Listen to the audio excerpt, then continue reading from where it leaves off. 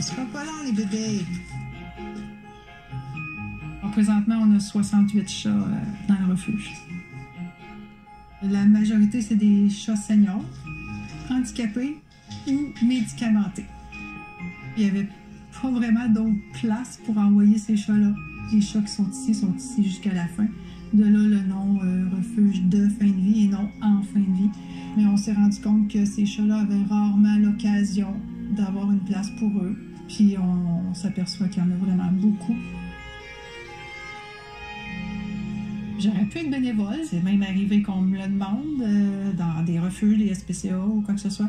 Dans le fond, d'être bénévole, c'est d'accepter que tu retournes chez vous après, puis tu peux ne plus jamais revoir l'animal. Mais Marie, elle a besoin de garder ce contact-là quotidien, de jour en jour. En ayant le refuge à nous, on peut se permettre de leur faire une promesse, de dire on va t'accompagner autant que tu en auras besoin. Bonjour. Wow. OK. On est ailleurs. On est à la chambre. On est ailleurs. Wow. Ça, c'est notre aire de vie. OK. C'est tous nos pensionnaires permanents qui sont là. Fait que ça, c'est les chats qui sont capables de vivre ensemble, ça va bien, ils ont pas... Oui, sans problème. C'est déjà demandant d'opérer un refuge, mais là, vous opérez un refuge de chats qui sont majoritairement malades. Moi, j'ai eu un chat cette semaine qui a été malade. J'en pouvais plus à la fin de la semaine de donner des médicaments à toute l'équipe. Okay. Quand t'en as un à soigner, ça change toute ta routine. Les autres, ça devient une routine. Tu sais, c'est de la médication quotidienne. Les chats sont rendus, ils sont habitués, ça peine s'ils couvrent pas la bouche, et attendre la pilule tombe dans le fond. C'est quoi les maladies ou les choses en lien avec la vieillesse que vous voyez le plus souvent? Ben, ici, on a du diabète, du rénal, du thyroïde, du FIV, handicap physique, haute pression, maladie intestinale. Avez-vous des bénévoles qui vous aident là-dedans? Vous êtes toutes les deux tout seuls? On a des bénévoles occasionnels, que je dirais. Quand ça donne pour eux, ils vont venir donner un petit coup de main. Pour nous autres, quelqu'un qui vient flatter des chats, c'est un bénévole. Absolument. Parce qu'on manque de temps, tu sais, qu'à soigner, on manque de temps. Ça, c'est quand même de quoi qu'une fois par semaine, on ouvre nos portes pour ça. Pour les personnes qui ont le goût de venir câliner, flatter, puis juste s'asseoir, puis passer du bon temps. Le parrainage, c'est 1$ par jour que les personnes nous donnent. Ça leur assure d'avoir droit à des nouvelles du chat. Parrain, marraine peut venir le flatter, le câliner, puis recevoir l'affection que le chat lui donne.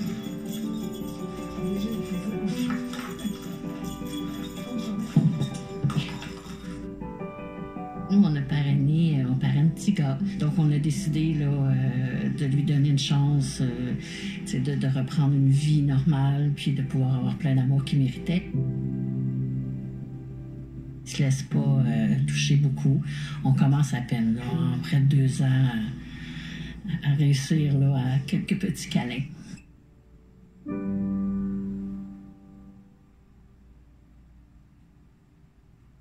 Chaque personne est généreuse à sa façon. Il y en a que c'est en temps. Ils n'ont pas les moyens. Ils viennent donner un peu de temps. Il y en a que c'est en transport. Bonjour, la petite cocotte! Au moins, celui-là, il est arrivé. Ouais. Les autres aussi sont dans... Bien. Oui.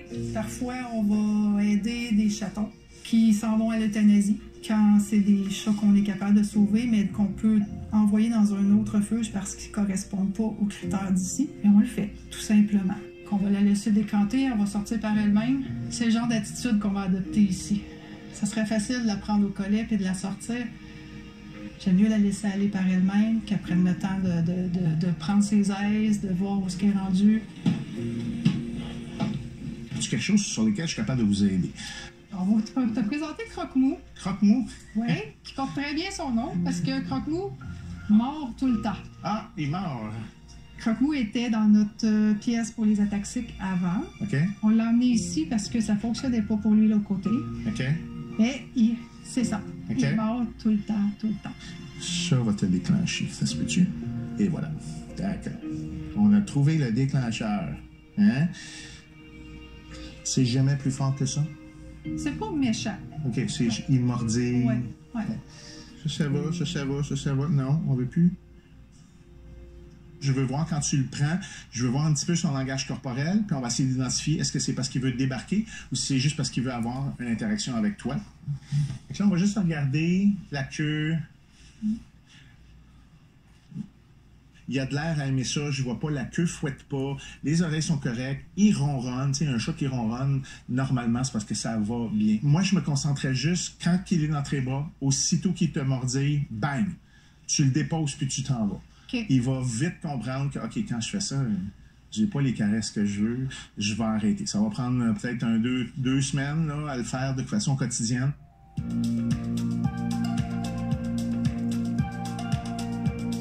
Si tu veux venir avec nous, on va aller te présenter nos chatons ataxiques. Les chatons ataxiques. Okay. Allô les cocos! On donne la visite!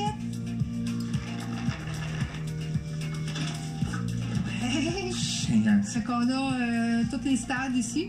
Ah oui, je vois ça. On a Fred qui est léger, on a Mimi qui est sévère, Azuri qui est sévère. Mais là, je sais que quand les gens voient ça, souvent ils font comme oh, ils font donc pitié, ça donne. C'est leur condition, ça fait pas mal. Exact. C'est simplement qu'ils sont un petit peu étourdis, mais ils n'ont pas vécu autre chose. C'est ça leur vie. Ils sont très débrouillards. Oui, hein? Ouais, c'est assez incroyable. Puis évidemment, vous ne les mettez pas avec les autres parce que souvent, les autres chats ne comprennent pas les interactions. Ça complique les interactions avec les autres. Oui. Okay. Parce qu'un chat qui tombe tout le temps comme ça, quand il arrive à côté de l'autre et qui tombe dessus, l'autre va se sentir agressé. Oui, c'est ça. Tous des chats qui auraient été euthanasie, sinon. Ouais. Il n'y avait aucun espoir pour eux autres de trouver une famille, même s'ils ont été essayés à l'adoption. Personne n'en veut de ces chats-là. Là. Oui. Elle a perdu l'équilibre, puis tout de suite, elle a fait non. C'est pas grave. C'est pas grave. Oui, tu sais.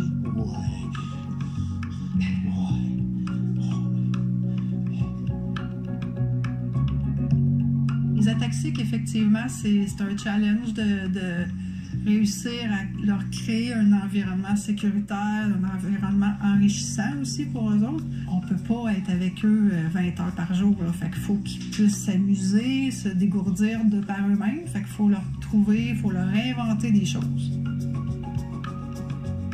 De voir Bagheera tomber comme ça, ben, on serait tous portés à aller le mettre sur le coussin. Non, regarde, il va y aller. Là.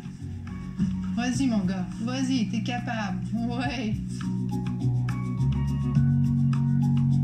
C'est seulement le deuxième refuge de ce type-là que je visite. L'autre était en Europe. C'est le premier que je visite ici au Québec. Je ne sais pas s'il y en a d'autres.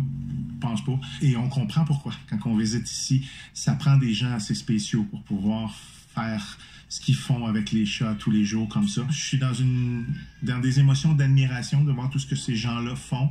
Admiration de voir toutes les installations qu'ils ont fait, payées de leur propre poche. Ils font ça à deux quasiment. Oui, il y a une couple de bénévoles qui vient, là, mais c'est là qu'on voit à quel point il y a des gens qui sont prêts à faire ce qu'il faut pour les chats au Québec, vraiment. Quand je vais pour des cas d'agression dans des maisons qui mesurent 2 fois la dimension d'ici, puis que 3 chats sont pas capables de s'entendre, puis on voit ici qu'il y a 30 chats, 40 chats qui sont capables de s'entendre facilement entre eux. C'est quoi la différence? C'est l'enrichissement de milieu. On voit très bien ici qu'il y a des endroits pour grimper partout, il y a des litières à profusion, de la nourriture à profusion. C'est là qu'on voit à quel point il nous manque un petit peu d'enrichissement de milieu un petit peu partout dans les familles du Québec. Et malgré tout, la majorité des chats vivent bien. Fait qu'imaginez-vous si en plus on était capable d'améliorer leur environnement, à quel point ils vivraient encore mieux. C'est merveilleux de voir ça, c'est très inspirant. Hein?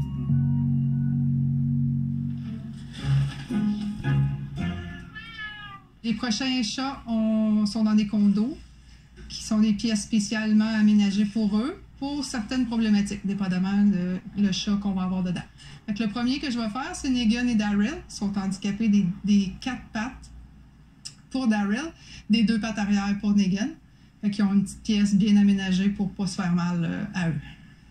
Bonjour les coconuts! Oh oui, en as-tu faim? Allez! Ça c'est le tien, ça c'est le tien.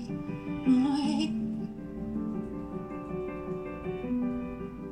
Negan et Daryl sont 2 chatons qui ont été envoyés à l'euthanasie à cause de leur handicap. Les gens m'ont contacté à savoir si je voulais leur donner une chance. Daryl a les 4 pattes handicapées. Negan avait les 2 pattes arrière. Entre-temps, une fois qu'ils ont été arrivés et tout, malheureusement, Negan s'est cassé une de ses pattes arrière ici. Donc, on a dû le faire amputer. Depuis ce temps-là, ils sont ici. Éventuellement, ils vont s'en venir dans l'aire de vie. Mon petit côté mère poule fait en sorte que c'est pas encore le cas. Je les trouve encore trop petits. Mais un jour, ça va venir. C'est clair que cet été, ils vont être à ce côté-ci. Tout est prêt, en fait, pour eux. Là. Le plancher est fait. Les structures sont... Il y a des structures en base pour qu'ils puissent avoir leur confort. Tout est normal là, dans leur petite vie de chaton. Là. Puis, ils sont tellement adorables, de toute façon. Là. Ils viennent ici, puis tout le monde les prend. Ils sont habitués d'être pris, sont habitués d'être cajolés par l'humain. Alors, tout est beau dans leur petite vie. Ouais.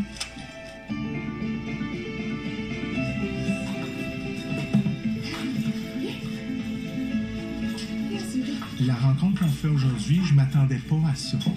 Quand on m'a dit on s'en va voir des chargés, premièrement, je ne m'attendais pas à ce qu'il y en ait autant. Ça, c'est la première affaire. Je ne m'attendais pas à la qualité d'installation qu'il y a là. Je m'attendais peut-être au dévouement des gens qui étaient là. Je sais que ça prend des gens spéciaux.